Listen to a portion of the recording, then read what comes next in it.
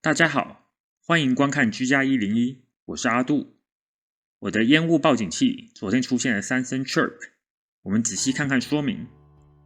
警报是 beep， 比较大声。以下说明是以1分钟为单位。3声 beep 是烟雾警报，4声是一氧化碳警报。chirp 比较小声，像是鸟叫。1声的话是要换电池，3声的话是错误报告，5声代表太老旧了，需要更换。清洁的时候不可以使用水或化学物质，需要用压缩喷气罐。我的是3声 chirp， 所以是错误报告，更换电池没有用。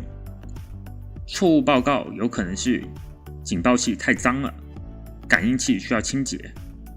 不过我先来说结论，我这个烟雾报警器最后只能换新的了。不过大家可以看看要如何拆开来清洁。我放了一个新的电池，我们可以看看有没有用。我们先把它拆下来，逆时钟旋转就可以把它下来。里面有一条连接线，把它拔除。有些烟雾报警器需要重置，通常是长按测试钮15秒。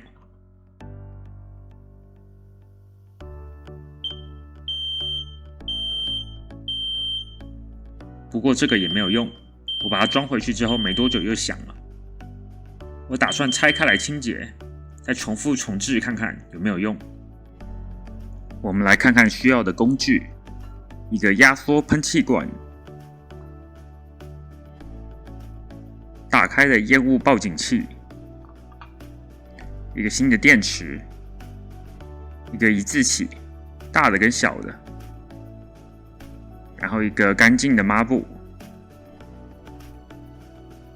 这个烟雾报警器后面有说明书，之前已经解释过了，你可以仔细看看。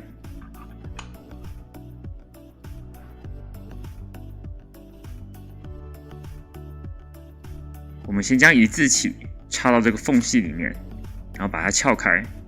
这两边各有一个夹子，只要插到这个夹子里面就可以把它撬开。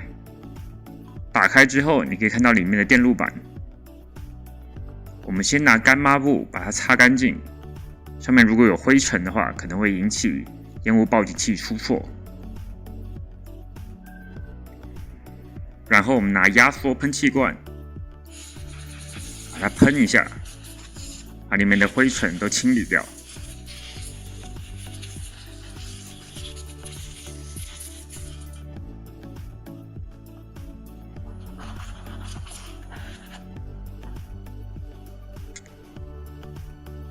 最后把盖子盖回去就可以了。